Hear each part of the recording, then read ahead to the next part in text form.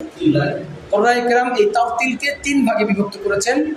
1 নম্বর হচ্ছে আত-তাহকিক, 1 নম্বরে, 2 নম্বরে আত-তাদবীর, 2 নম্বরে, 3 নম্বরে আল-হাদর। তাহলে এই তারতিল কয় প্রকার?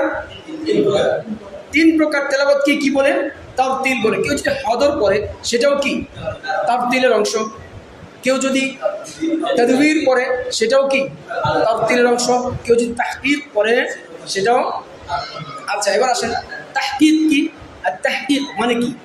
তাহকিক মানে ভেঙে ভেঙে বিশ্লেষণ করে বুঝিয়ে বুঝিয়ে পড়ানো।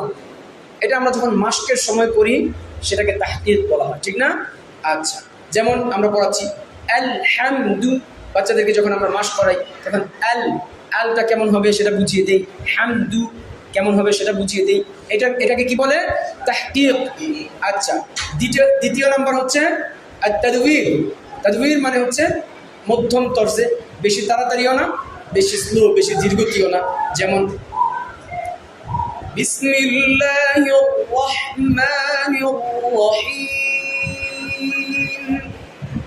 ওয়া ইবাদুর রহমানিল্লাযীনা ইয়ামশুনা আলাল আরদি হাওনা ওয়া ইযা খাতাবাহুমুল জাহিলুনা ক্বালু সালামা। এটা কি বললাম? তাজবীদ। ওয়াল হাদর, হাদর মানে হচ্ছে তাজবীদের সমস্ত কানুন ঠিক রেখে, সিফাত মাখরাজ সব ঠিক রেখে, মাদ গুন্না ঠিক রেখে দ্রুত পড়া। যেগুলো পড়েছিলাম সেগুলো সিফাত মাখরাজ তাজবীদের সব কানুন ঠিক রেখে পড়তে হয়। সেগুলো যেহেতু ধীরস্থির পড়তে হয় এই জন্য এমনিতেই ঠিক থাকে, কিন্তু তাড়াতাড়ি পড়তে গেলে অনেক সময় আমরা কি তাজবীদের কানুন ভুলে যাই। যেমন আমাদের দেশের যে রেডিওতে বেতারে রমজানে তেলাওয়াত করা হয় সেখানে তাজবীদের অনেক কানুনের ব্যত্যয় হয়, ঠিক না?